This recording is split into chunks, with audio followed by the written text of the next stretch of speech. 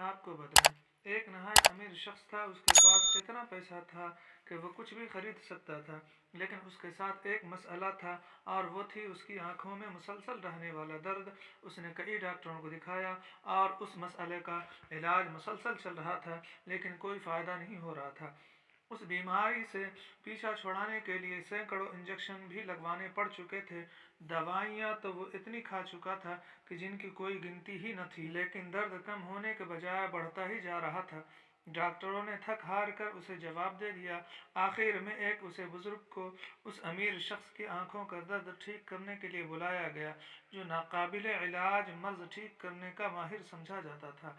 बुजुर्ग ने पहले तो अमीर शख्स के मसाले को समझा और फिर कहा, कुछ वक्त के लिए इस शख्स को सिर्फ गुलाबी रंग और गुलाबी अशिया को ही देखना है और कोशिश करनी है कि कोई और रंग गुलाबी रंग के अलावा इसकी आंखों पर न पड़े। अमीर शख्स ने फौरी तौर पर पेंटरों को बुलाया और कई बैरल गुलाबी रंग के डब्बे खरीदा और उन पेंटरों को हिदायत दी कि जो जो चीज़ें भी इसकी नज़रों से गुजरने के इम्कानात हो, उन्हें गुलाबी रंग से रंग दिया जाए। कुछ दिनों में उन साहब को घर, ऑफिस, फैक्ट्रियों के दरो दीवार, कपड़े, जूते, कुर्सी, मेज, बिस्तर, खिड़कियाँ, घर का साजो सामान, गाड़ी, नौकर चाकर की वर्दियाँ, यहाँ तक के खाने पीने के सामान भी गुलाबी रंग का हो गया। उस अमीर शख्स की आंखों को सुकून तो मिला। वो अमीर शख्स अपने घरों दफ्तर में कैद होकर रह गया, न कहीं घूमने जा सकता था और न ही खिड़कियों से बाहर झांक सकता था। उसका जीना दोभर हो गया।